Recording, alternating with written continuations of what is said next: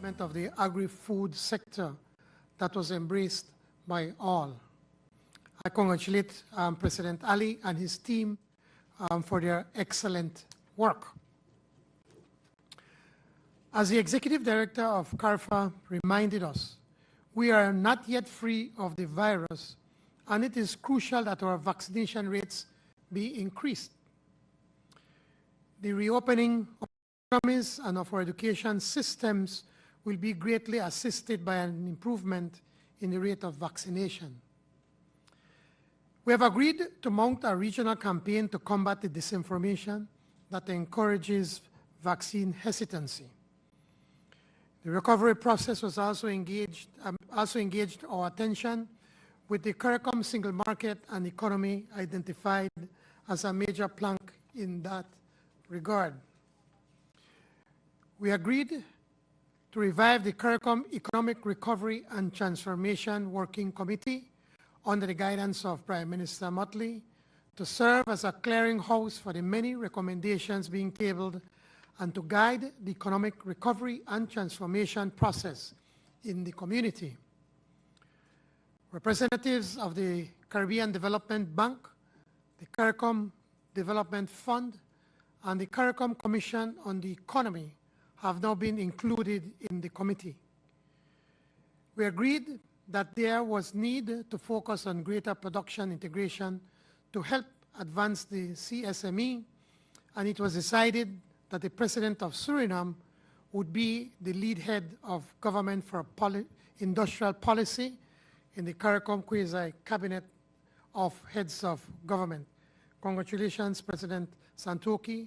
We look forward to your leadership in this very important area. We had a full discussion with the Prime Minister of Haiti so that we could decide specifically how the community could assist our member state in resolving the difficulties which it is facing.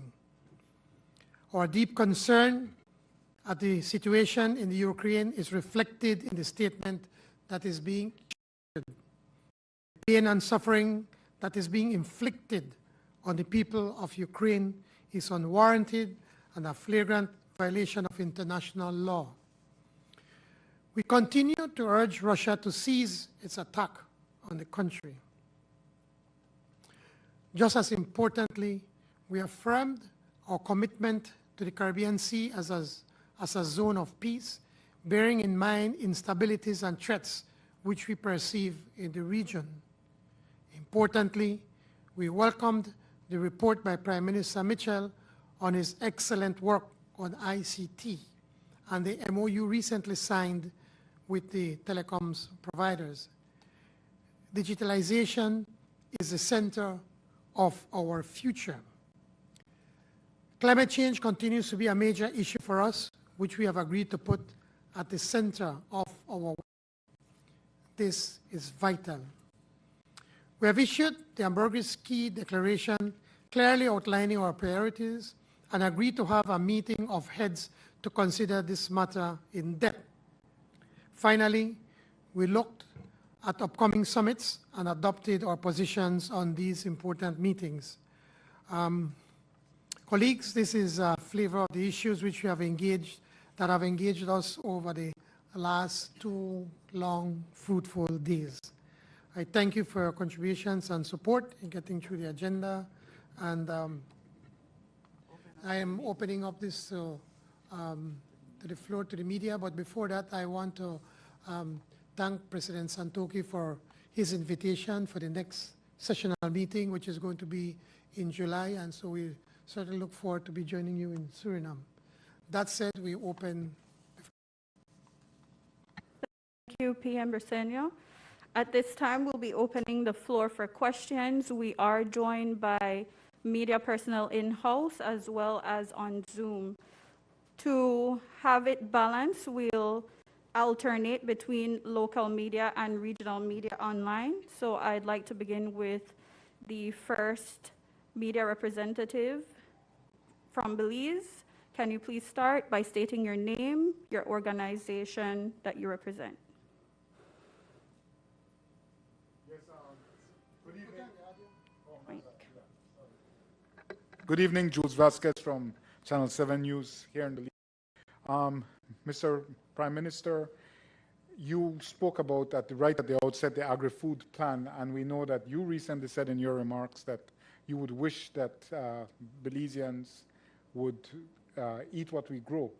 And I know that Guyana, with its large land mass, is encouraging much the same for food security and resilience, especially as we see these exogenous shocks, the ripples of it coming already to us from the conflict in the Ukraine. Would you speak more in depth about what this idea engenders and how Belize, which can be seen with its own landmass as one of the breadbaskets of the region, how Belize could factor into that? Well, certainly, I think, unfortunately, President Ali had already left, or instead of asking to be here. What he did, along with the ministers of agriculture, they did an entire study and from the different countries in CARICOM to see what are the products that we can grow, and then putting it almost like in a matrix, so that where there are certain advantages that we may have. And the idea is that we can try to grow more of what we eat. For instance, we import poultry. There's no need for us to be importing poultry. Or some of the grains, I mean, like corn and beans, the different meats. All of that can be grown here in the Caribbean. Certainly is no exception. One of the ideas that actually Prime Minister Motley brought up, which is about the industrialization, to have a working group for industrialization policy, is also because there are a lot of products that we can grow, but we are not adding value to the product, as opposed to just selling the raw product. And that is why then we invited President Santoki to be able to lead that team. It's a comprehensive study, and we can make it available to you, and it can show, it can address the issue of food security, but also that there's a market of, I think already worth $16 billion in CARICOM. $6 billion. Yeah, $6 billion market. And if we can capture, I think they're saying, talking about 25% by 2025, and then push to capture more of that market and keep the money within the region, it will create more opportunities, more jobs, grow the economy within the region, as opposed to growing the economies in other areas. If I could ask as a follow-up, sir, but we know that one of the elephants in the room in this region are the barriers to trade. And these are very real, and we know that there is, for a number of reasons, cultural among them, antipathy towards products produced in the region, and many times we favor imported products from outside the region. We know the well-known case taken to quoted and the CCJ of Belize and Trinidad over sugar, a subject very near to you. How do we make the tariffs functional so that we can create a marketplace or a commercial space for our products to truly move freely and more cheaply across borders? That's something that has to start with us as heads. And today, all heads made a commitment once again to be able to try to move that integration even more, or certainly faster, because we are realizing that by doing that, our people benefit. And we also have to appeal to the private sector in our individual countries. As you pointed out with sugar, in Belize, we have made the necessary adjustments and changes to be able to meet the requirements. And it goes both ways. And more than ever, I believe that because of the shocks that we've been getting, the economic shocks over the past 2 years, I believe that now there is a renewed commitment to the single market integration in the Caribbean. I would ask Prime Minister Motley to add a little bit more. She has been doing most of the heavy lifting with this, Prime Minister. Thank you very much, Mr. Chairman. First of all, before I answer, let me thank you and the people of Belize for your wonderful hospitality in hosting us as CARICOM heads of government and our delegations over the last 2 days. I teased you and indicated that you handled it with a level of efficiency such that this is the first press conference I'm participating in daylight at a CARICOM Heads of Government meeting, at least starting in daylight. Let me say that with respect, just to give context, the 25 by 25 came as a result of the Regional Agricultural Ministers meeting in Bridgetown in 2018.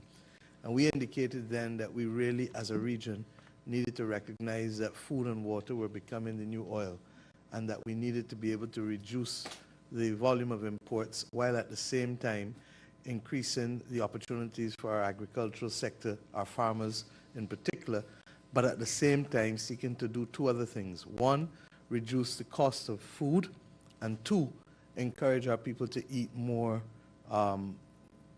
locally grown food that would be better for them and would help us in reducing the bills we hope in the long run, medium to long term, that we spend in fighting chronic non-communicable diseases. There's too much diabetes, there's too much hypertension, there's too much strokes. All of these things our populations are facing.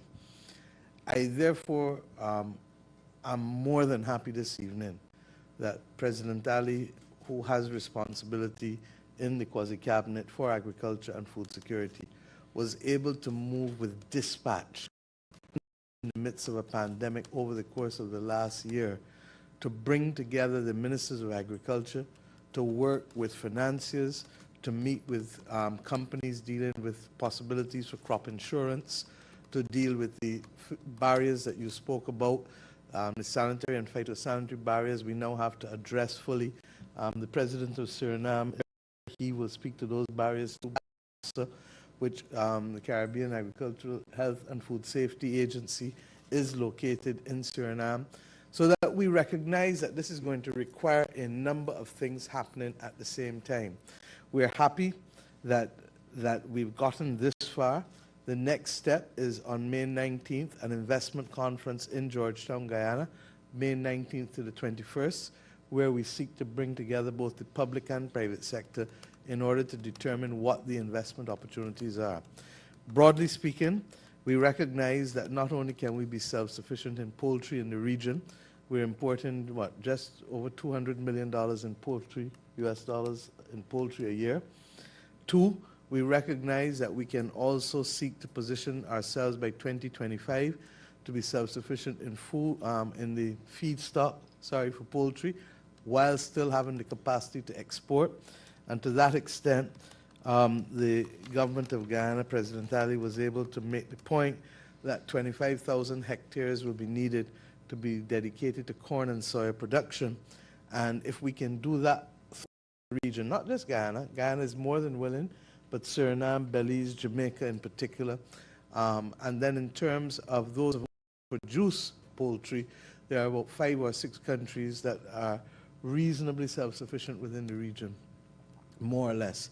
There are some peculiar items, like some countries like backs. I think Jamaica is a heavy utilizer of backs. In Barbados, it is wings.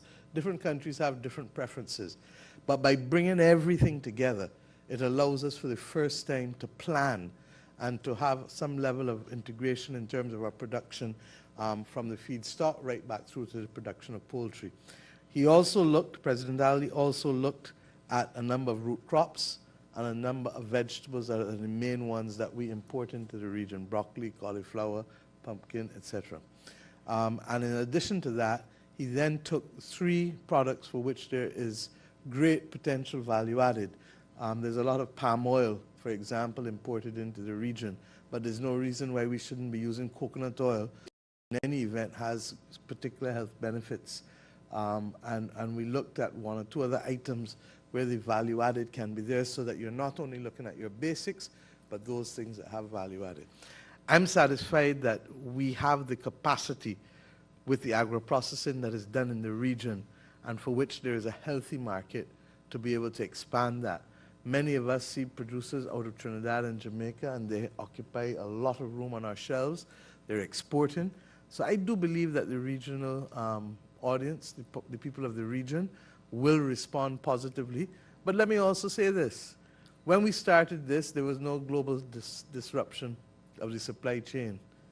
In the last year, there has been, with the prices of containers and freight going through the roof, and where people are literally being held to ransom on the eve of their containers being shipped, to have instances to pay 3 and 4 times what they would otherwise pay for freight.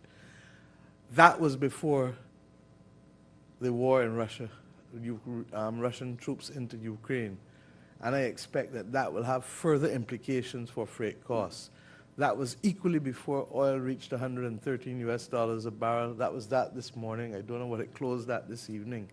So when you take all of these things into consideration, we not only want to thank President Ali, but we want to urge the region to move with absolute dispatch in being able to get the investment opportunities. And why? A lot of these products that we're talking about, crops that we're talking about, are 6-week and 12-week crops. So it is not beyond the capacity of the region to urgently deal with the production of some of the things that we're importing. But it requires political will. It requires bringing together the complexity of the issues, from insurance, crop insurance in a climate crisis, to access to financing, to removal of the barriers that you spoke about, to insurance, to technology, and to the land. And of course, to a population willing to work the land in order to produce the goods. We believe that the infusion of technology and capital can make a huge difference. And President Ali also pointed out the importance of digitization in terms of different processes within food production in the region that we need to embrace. Thank you. Thank you very much, Prime Minister. Somebody have another question? Or you, oh, sorry. You have a follow-up or something, Jules? Yes, sir, if I may. I'll just segue it so I can make it seem like a follow-up. Because that antipathy, that native instinct that resists local production or regional products is perhaps a vestige of colonialism or neo-colonialism, and that brings us to reparatory justice and reparations. I did not hear you mention it in your overview, but did that factor at all into these conversations over the past 2 days, and how seriously committed is the region to reparations for the transatlantic slave trade? Before I pass on to the Prime Minister on that, I just want to point out that I think in the region we're starting to accept more and more the local products. I mean, Grace products sell in Belize and everybody buy it, you know, and I just use that as one example, or the products on Barbados, we're accepting. So it's that we're seeing that gradual shift, and if we can then improve on the product, improve in its marketing, and certainly with the pricing, I don't see that being a problem that we start to buy more of the products that we grow. And then we have to grow more of the products, well, to eat more of the products that we grow and grow more of what we want to eat. So just wanted to see that, but go ahead, Prime Minister. Thank you. On the topic of reparatory justice, I think that I chair the Prime Ministerial Subcommittee on Reparations. Last year we had taken a decision that we would write to the African Union before we wrote to the European nations who were responsible for colonizing our territories and for the enslavement of our forefathers. Today we shared a draft letter that will go to the heads of different European nations, and we will await the comments of our colleague heads with respect to that actual draft letter, but we anticipate that that letter will go off soon. Might I say that this is not the first letter that CARICOM heads will be sending. I think that a predecessor of mine sent a letter in 2016, and there was a response to it. And while it was noted that this was a dark period in the history of our countries and theirs, there was not an acknowledgement of the need for reparations. Since then, however, we've had the George Floyd and Black Lives Matter. We've had a recognition by the global population, especially younger people, that there is a need for climate justice. And I think we're dealing with a world that generally is intolerant of the kind of inequity and poverty and discrimination that has come to characterize too much of the last 3 to 4 decades in particular of global activity and development. So we will send off the letters, and we will hope to start a mature engagement on matters that are fundamental to us. And why? We had no development compact given to us at the point of independence, but there was a compensatory package for those who were slave owners, and there was a further package for the apprenticeship system. I think that my officials and advisors counted at about 20 million pounds for the British planters who had slaves, and another 27 million pounds as a result of the apprenticeship system. So that 47 million pounds was given in the middle of the 19th century. Fast forward 130 years to Jamaica becoming independent, Trinidad becoming independent, Guyana becoming independent, Barbados, and we go down the line. None of us were given a development compact. We had to start providing for our people without the benefit of any source of development funding. We had to deal with lack of housing, lack of educational opportunities, lack of health care facilities, and we had to do this in spite of the fact that substantial wealth was extracted from our countries for centuries, in spite of the fact that substantial wealth was extracted not only by the governments, but also by the private players who were the owners of the plantations or the owners of the enterprises doing business and trade in our part of the world. And whether we like it or not, it is regrettable that the region to which we belong effectively was the modern crucible for racism in the Americas and in the Western world. And this is where it played out. And that is why on Sunday I made the point that we cannot be content to be the staging ground in the Caribbean for anybody's battles. And that is why the Caribbean must always remain a zone of peace going forward, because we've already been that staging ground for centuries. We now want also to recognize the fact that in Haiti, for example, after declaring independence, to have extracted from Haiti the repayment of customs duties for more than a century is perhaps one of the most egregious acts, particularly when you consider where Haiti is today in the development profile. And therefore, I hope that this can be a sensible and mature discussion. It is no different from other discussions that have taken place with respect to people doing wrong. In private law, you can do wrong through breach of contract or tortious interference. In development, there has been an act, regrettably, that has left us suffering. And we hope that we can engage with the European countries to make sure that there's an appropriate framework to fuel our development at this difficult time in history. Thank you. Great.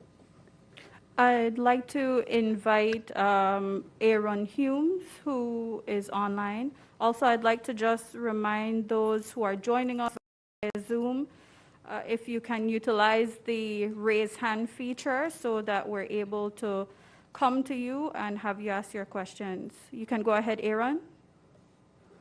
Thank you, Prime Minister, Prime Minister Motley, everyone. Thanks for being here. Thanks for allowing us to host you.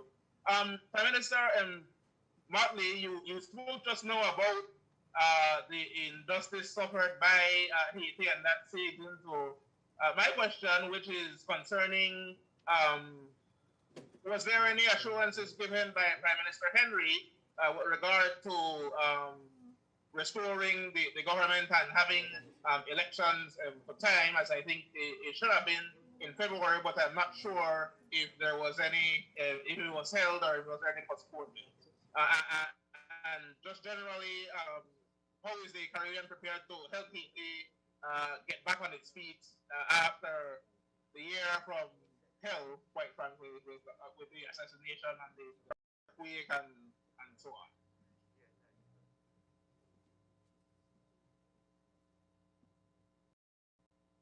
I think the issue of Haiti, I think, Mr. Chairman, you'll deal with.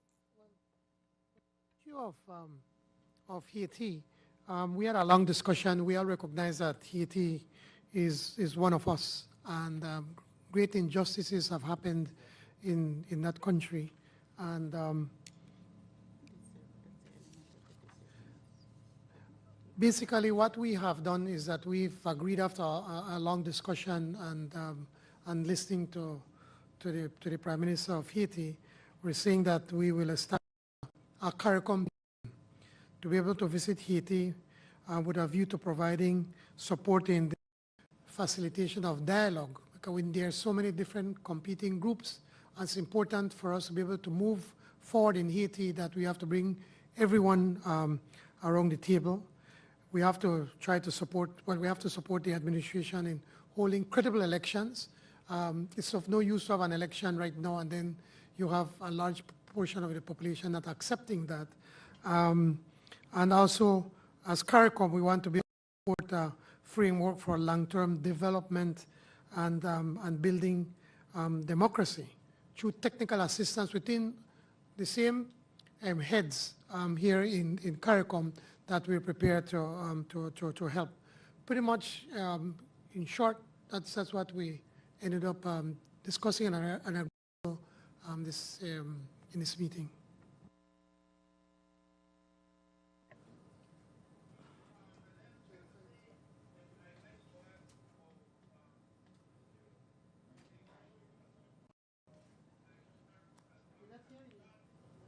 Just a minute, Aaron. Yes, go ahead. Apologies. Yes, go ahead. Go ahead. Hi, Aaron. Can Okay, you yes, go repeat ahead. your question, please? Okay, sure. I was saying in the Belize Guatemala dispute that is before the International Court of Justice, I know CARICOM has been a strong supporter of Belize, and I presume that that has been renewed in terms of the discussions and today, and also Guyana and Venezuela. How critical is that support in terms of moving that situation forward, and what would be the response to the president of Guatemala when the CARICOM Secret Summit is held starting tomorrow? Prime Minister. CARICOM continues to be the strongest supporter of Belize in the unfounded claim on Guatemala. Our foreign minister did give an update as to the case where we are, and CARICOM listened keenly and continues to support us. We believe that now that the case is now in the hands of the ICJ, we will be soon our memorial or back to the ICJ. We hope that by, I think, towards the end of 2023, 2024, we will be able to finalize that at the ICJ. And the same thing occurred with the issue between Guyana and Venezuela. We listened to President Ali's presentation in his concerns, and he is moving on to the ICJ, even though Venezuela is saying that they're not going to participate. We continue to support, as CARICOM, both Belize and Guyana. All right, thank you, Aaron. We'll move back in. We do have a full house online as well as reporters in here, so we'd like to move to the next reporter here at the conference center. Hi, good evening to the head table and all those in attendance. Paul Lopez, News 5. First question, two-part question. Perhaps the head table can clarify in terms of what systems are in place to track production, supply and demand within the Caribbean in order to coordinate exchange in a manner that is necessary, and how confident are we that countries will be able to access the capital needed for investment in order for greater production, considering the fact that many nations, all nations across the Caribbean have been faced with severe economic challenges due to COVID-19? Well, on the issue of keeping track of production, obviously we have to do it between individual countries, passing on information here to the Secretariat, who will be able to keep track and inform the shortfalls on any products that we may need in a different countries. So that is one.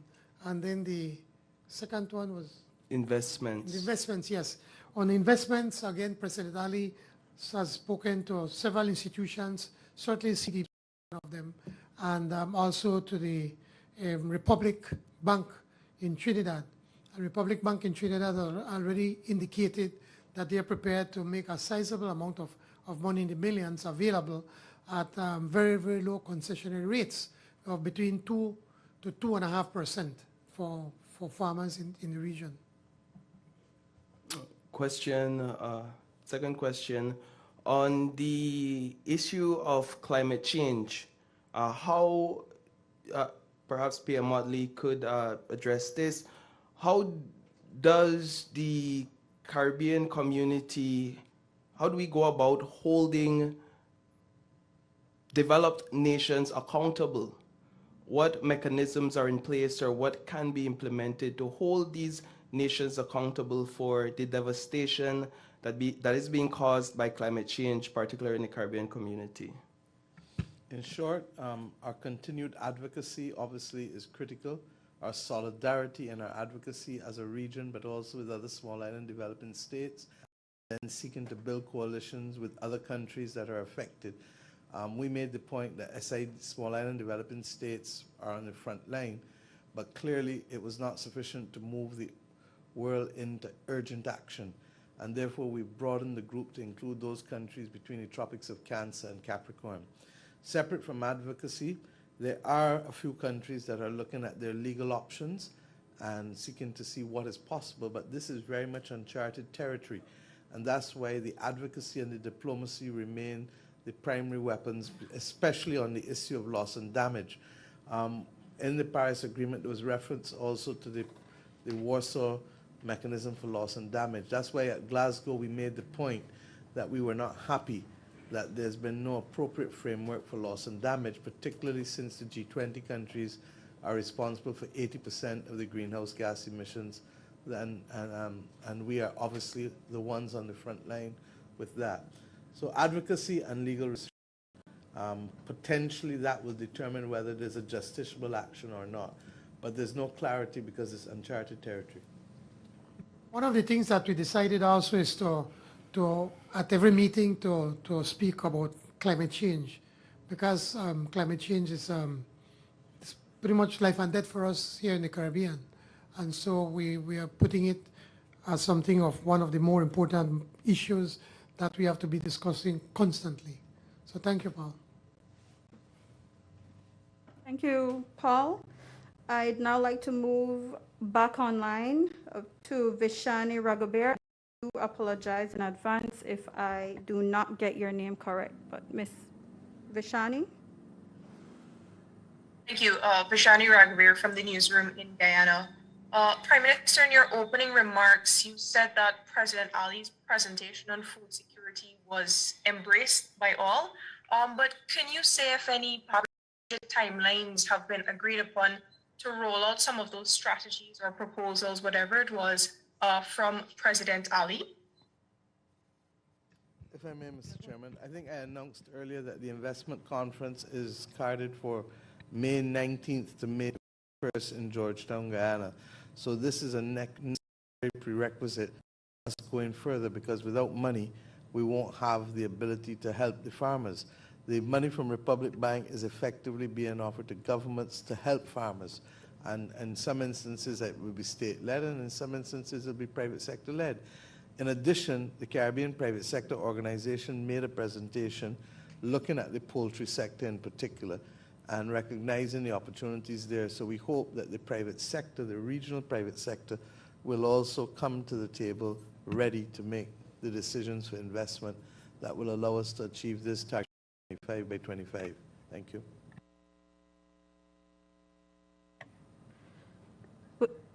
If I may, because Prime Minister Motley just mentioned the CPS. So earlier this year, there were some concerns raised by that organization about Guyana's local content law. Can you say if those concerns were raised at this meeting? Yes, within the context of the discussions on the CARICOM single market and economy, we placed before heads and heads accepted that there is need for us to review the issue of local content. And there's an open-ended committee of member states that will start to work very shortly, recognizing that in new areas of economic activity, what we call sunrise industries, there may well be, and I certainly support, that there is a case for some level of local content. And the issue will be, what should that percentage of local content be, and what is the timeline that it should be valid for? Because if you're giving it to a sunrise industry, then they don't need it 30 years from now or 20 years from now. So we're going to do the discussions among ourselves with a view towards recommending to the full conference of heads what the appropriate framework should be, such that no one will be held in breach for wanting to do that which is most natural. That if we accept that we share the burden in hard times, then we must share the bounty in good times too. And that is all that we understand Guyana and other countries that want to introduce local content in emerging industries are seeking to do. Thank you. Thank you. We'll move back in-house. Good evening, Head Table, Hippolyta Novello from Love News, PMs. Welcome to Belize. Secretary General, welcome back. Chairman, I want to go back to the matter of the Russian invasion of Ukraine. You mentioned about a statement being released. I'm not sure if that will be the second or the third statement now that CARICOM is speaking on, but I ask because is that the only thing that CARICOM can do? I mean, Russia won't listen to the US. I'm not too sure if he listened to us. I think we have a moral obligation to speak out to it. And more than that also, it's not only about speaking on condemning Russia's invasion into the Ukraine, but also to speak about the plight of some of our people that are in there right now, some that want to leave, people from the Americas, from Africa. And so we believe that we need to make that known to the rest of the world. Just a follow-up to that question, Chairman. How important was it for us to speak out, especially if we have the situation with Belize and Guatemala and Guyana and Venezuela? I mean, in terms of the moral obligation you mentioned, how important was it for CARICOM to speak out against that, what's happening there, seeing we have a situation where Guatemala is claiming Belize and that territorial issue? Well, we've not been speaking out on that. We've been screaming out about Belize and Guatemala and Guyana and Venezuela. I mean, that's been a part of CARICOM from in its inception, almost 49 years ago now. In terms of tourism, were talks held about that and opening the Caribbean region as the economy to the millions of tourists that want to visit the countries? What about it? I mean, tax, importance of tourism, opening back the countries. Well, tourism it is one of the most important industries that we have in the region, and that's why we accepted CARPA's presentation on COVID-19 and moving past the pandemic, trying to move to a sense of normalcy. We have to open up our economies. We have to pass on more the state. As a state, we have been doing all that was possible to protect our citizens, but now that we've passed through that area or that part of it, it is time now for us to pass on now to call on more personal responsibility on our citizens, that they need to get vaccinated. But we can't continue to be having curfews. We can't continue infringing in the civil liberties of people and business people, that restaurants, the entertainment industry that have been unable to operate and to earn a living. So we believe jointly that we know we need to pass that and allow people to go back to work, allow schools to be open on a normal 5 days a week, and pass on that personal responsibility on individuals to get vaccinated.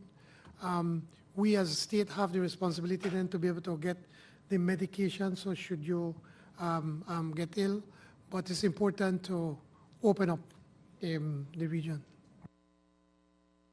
Thank you, Hippolyto. We'll move back online to Peter Richards. Then Prime Ministers, thanks for taking my question.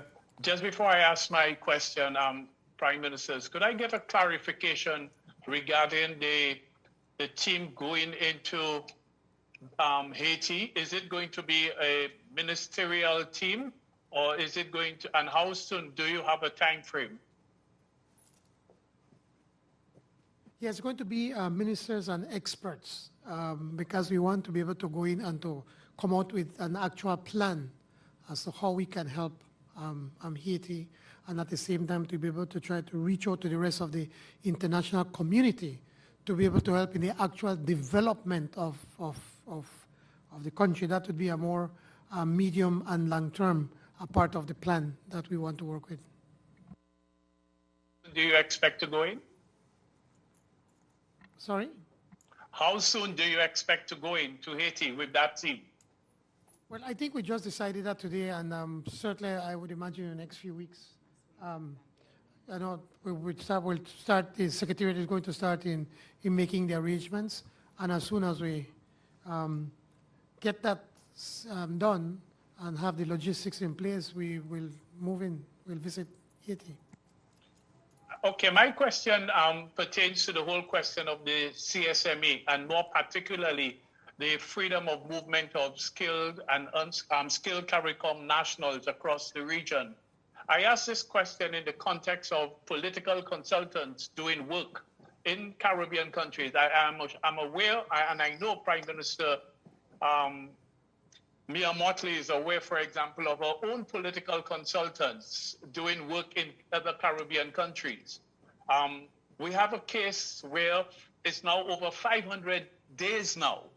A political consultant went into a CARICOM country, Suriname, and has not been charged, has not been brought before a court on any charge, and is now over 500 days, and he's unable to leave the country.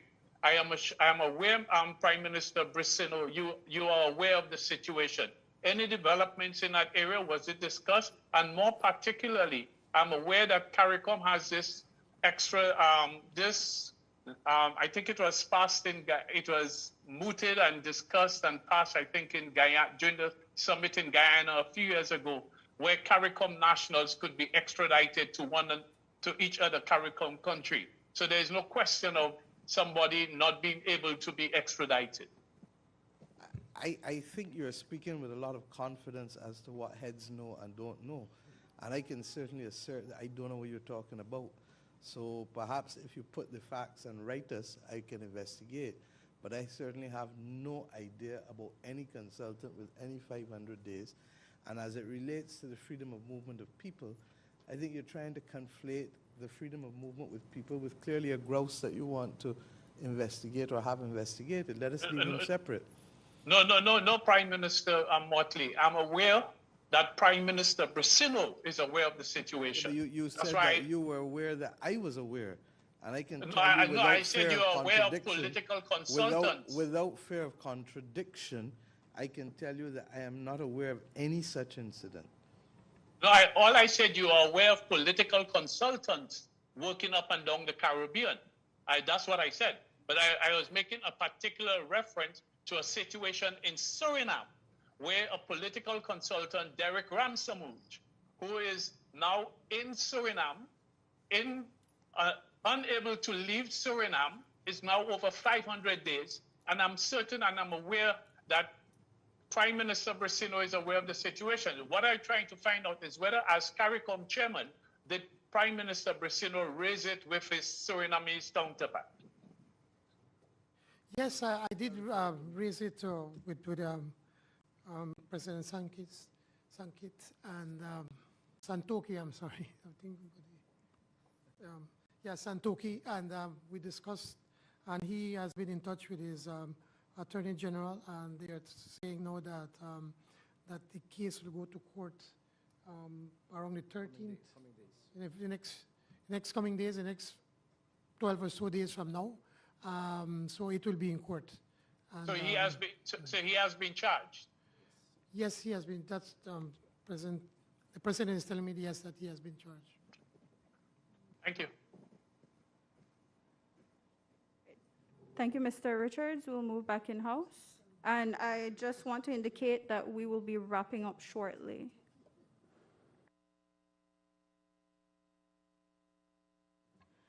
Good evening, Leticia Guerra, representing Southern Media. Many times we come to these meetings and policies are presented, and it's very difficult for all countries to agree on these policies. I was made to understand that a breakthrough was made in terms of a enforced cooperation. I stand to be corrected. Can you speak on that, please?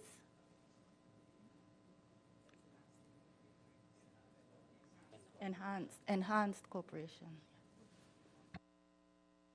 Thank you. The CARICOM Commission on Economy recommended that we find a modality, in fact, and it was also accepted by the heads of government in the St. Anne's Declaration in Trinidad in December 2018, that there is a case for where a few countries are prepared to move, that they can do so through an enhanced cooperation agreement. I'm happy to report that not only did we agree on the framework for enhanced cooperation, but the protocol amending the treaty was opened this afternoon, and a number of us signed. The chairman, Prime Minister Belize signed, I signed, a number of countries signed, Prime Minister Bahamas signed. I can't remember how many exactly signed, but countries have started to sign. This will mean that where I think the threshold is 3 countries raise an issue. Once we can reach an agreement of 2/3 of the community, that we can go ahead without unanimity. So that enhanced cooperation is critical towards us being able to progress within the community without necessarily requiring everybody to move at the same pace. And this is a recognition that there are individual circumstances in a community of sovereign nations that might not allow everybody to move at the same pace. Okay? Thank you. All right, we'll move back online to Kimon Francis. Thank you. Good evening. Kimon Francis from The Gleaner. 2 quick questions. What plans are being or have been put in place to assist member states in absorbing the shock expected from Russia's invasion of Ukraine? And has CARICOM as a regional body considered sanctions against Russia?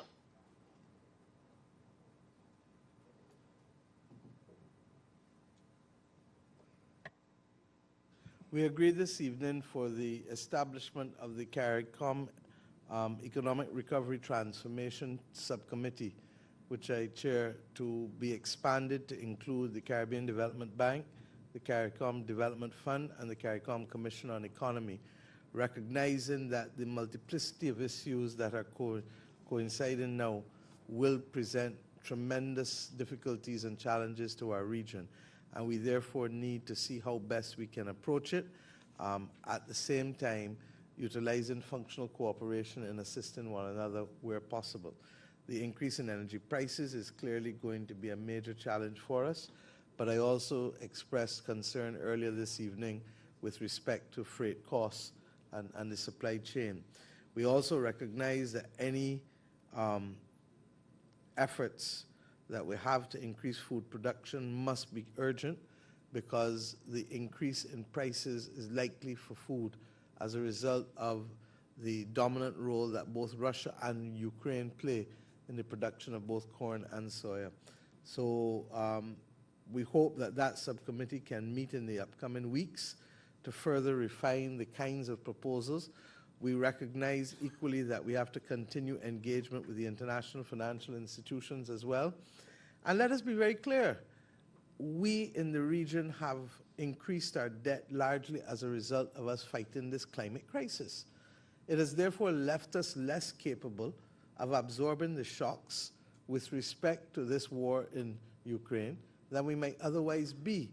It therefore is critical for us to raise with the international financial institutions and with the G20 countries the extent to which the climate crisis has literally derailed us from our development trajectory, and in particular the pursuit and attainment of the Sustainable Development Goals, one of which is the elimination of hunger and the elimination of poverty.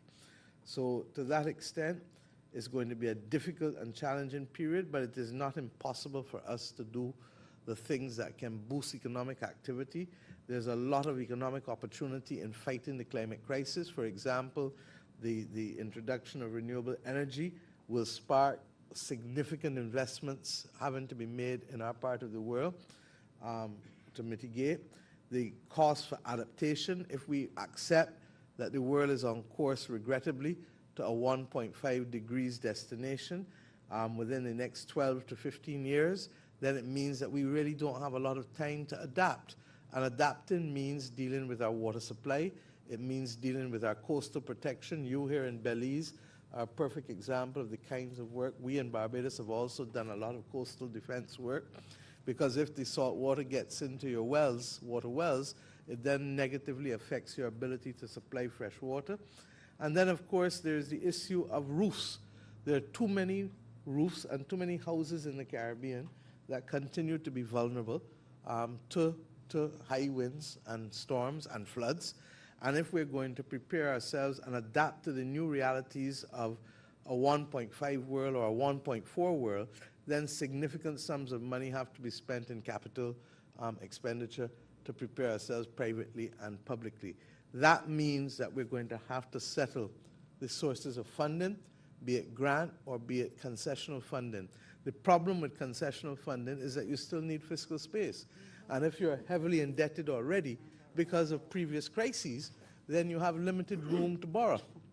So it's almost a catch-22, and that is why we say that we're going to have to engage the international community in a far more aggressive way, aggressive not in tone, but aggressive in terms of regularity of meetings, so that we can bring resolution to these issues.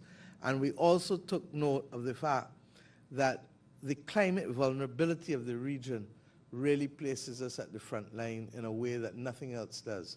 So I think we are at the stage where there is a common recognition that we really do need to work together, and we shall see how it goes. Everybody has problems today, but the fact that other people have problems does not stop us from prosecuting our own and trying to create the space for ourselves as we do. We do accept, too, that there is far more room for internal self-reliance, but we're not quite at that stage. We have both Guyana and Suriname new to the fossil fuel industry, not just Trinidad and Tobago that has been dominant for a century, and that is going to hopefully be a game changer, but that is not today or next week or next month. There's still a few years away, both from that and the corn and soya production that we want by 2025. So it's going to be challenging, but it is not impossible for us to succeed. In fact, I'm still hopeful that we can do a lot and benefit a lot for our people going forward in spite of these challenges. But it does require discipline, and it does require creativity. Thank you. Now we'll move to our final two media Has representatives. CARICOM as a regional body considered sanctions against Russia? Well, we discussed the issue on Russia at length, and felt at the moment that we would leave it to, so we, as CARICOM, felt that is something that we should do as individual countries. We have to decide what kind of sanctions, if any, that we can take as countries and not as CARICOM. All right, we'll move on to the final online question from Nestor Philip. Hello, good evening, everyone. I am Nestor Philip from News Fresh Out. My question is, in the context of citizenship by investment programs, some Caribbean countries basically have that's a cash cow for them. They make a mint out of that. In the context of the Ukraine, Russia conflict, in the context of revenue generation, in the context of general development, has CARICOM considered the implications of that conflict on that cash cow called citizenship by investment, especially given that even the European Union countries are considering clamping down on the so-called golden passport scheme? And then secondly, Prime Minister Motley basically explained how is it that, climate change is a major headache.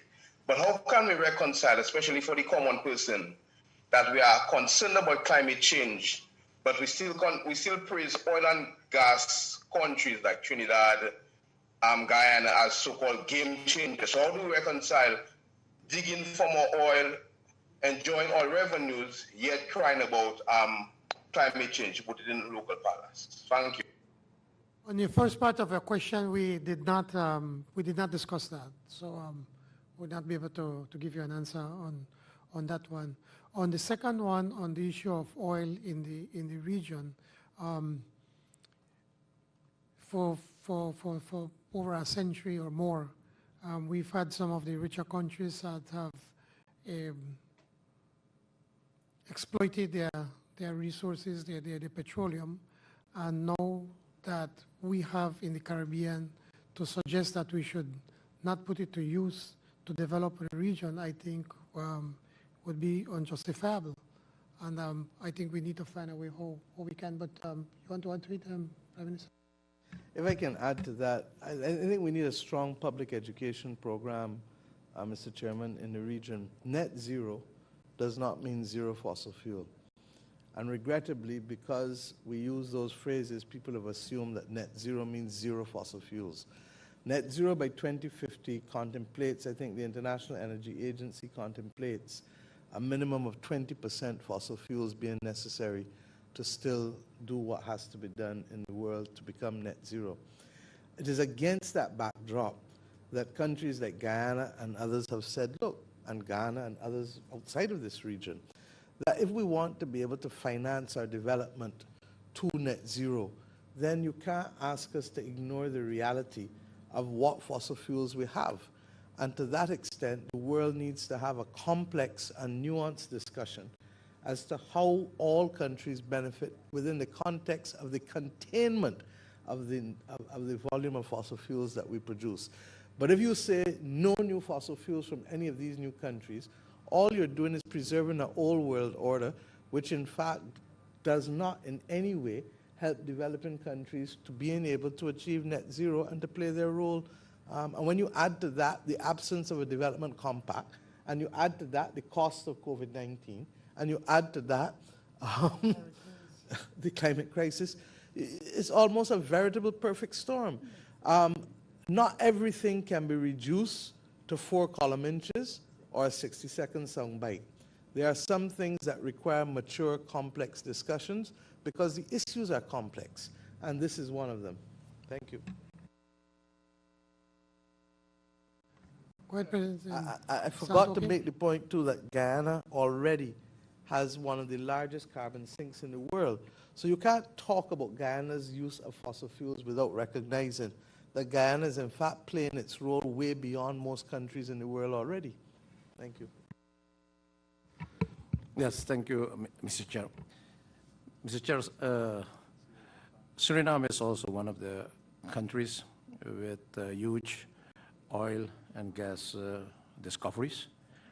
And we do have a strategy, and our strategy is quite clear, that the oil and gas is there, and that should be exploited in an environment-friendly manner. And the modern technology is available, and that should be utilized to promote the exploitation of oil and gas in a friendly, environment-friendly manner. That's one side. The other side is that based also on the income of the oil and gas, you should initiate the green energy strategy. And we started in our country already with the solar energy. We have also the hydro energy. There's a study going on for the wind energy. It is a strategy which should go hand in hand. On one hand, to make use of the available fossil energy so that our people, our nation, our region can benefit from it in such a way that it not should impact the environment. And as you know, Suriname is one of the top 3 countries which has a status of carbon negative. And that is giving an indication that we should keep it like that, that we are functioning as a carbon sink nation for the entire world, that we do have a sustainable forest with a forest management. However, we are not benefiting from that forest as a carbon sink nation from the world. So this is one of the areas what we are discussing also within the Caribbean and with other international institutions that based on our position that we as country, we as nation, we as Caribbean nations, Belize, Guyana, Suriname, that we should benefit also from our forests through a carbon credit strategy. So that is what we have as a comprehensive strategy based on our oil and gas and also to initiate the green energy in our country. Thank you. Thank you very much. And we move into our final question in house. Hello, everybody. My name is Dion Vanson from the San Pedro Sun.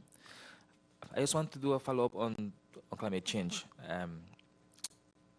You know, here in Belize, and I guess in most countries in the Caribbean, we have seen the effects. And one of the effects here on the island in Ambergris Caye is, you know, erosion. We're losing beaches, and of course, the coral reef is getting affected by bleaching. Just want to find out if any immediate plans to fight these effects were discussed in this meeting, and if there were any additional ideas for renewable energy that we can use in Belize and also in the Caribbean. Well, as you know, here in Belize, we've been pushing more and more for the renewable energy, or green energy, as we would call. And as a government, we've been doing our best to attract more that kind of investment. The Caribbean as a whole, CARICOM, we are known for green policies. As I said at COP26 in frustration, that we have been doing our part. It's the developed countries that are not doing their part. We're finding out even now on the $100 billion that they promise to give every year. It seems that we're not even getting that at this moment. And secondly, even to access that fund, they make it so difficult. And that is why we have to continue to advocate to ensure that the developed countries put the money that they promised and to put even more for us to be able to make the necessary adaptations, and also then for us to be able to access that money. What the developed countries don't understand or don't want to understand is that climate change will affect them also. It's affecting them right now. And cities like Miami and New Orleans will disappear. As much money that they want to put in, it will disappear if they do nothing about it. So we have to continue advocating and pushing and talking as CARICOM, and then also reach out to other countries. For instance, like CICAR is going to be here tomorrow. President and Prime Minister Gaston Brown doing an amazing work through EOSIS in trying to get all the small island states to be able to speak with one voice. Thank you, Prime Minister. And as we move to close, I'd like to invite President Santoki to speak on plans for hosting the next meeting. Yes, sure. Before doing that, I'm taking this opportunity to express on behalf of all the CARICOM leaders, the delegates, to express our sincere thanks to the chairman of the meeting, Prime Minister Brissino, for his excellent leadership, his excellent chairmanship, and he managed to guide this meeting with a very tough agenda to a very successful meeting with also important decision for the CARICOM and also for the future of CARICOM. The agenda had been set out by previous chairperson. The agenda had been set out by the current chair and the secretariat. And yes, we will continue with the agenda of CARICOM but now after 6 months in Suriname. And I'm inviting everyone to come to Suriname, to attend the conference, but also taking the opportunity to see the beauty and the diversity of my country. There are topics already identified during this meeting, which will be discussed on our meeting in Suriname. So once again, Mr. Chair, I'm thanking you, and I'm thanking also the people of Belize, particularly the people from San Pedro, for their hospitality, for their warm welcome. Many thanks. President Santoki, again, thank you very much for your kind words, and certainly we look forward to be joining you in Suriname in July. Thank you very much, everyone, and buenas noches. Good day.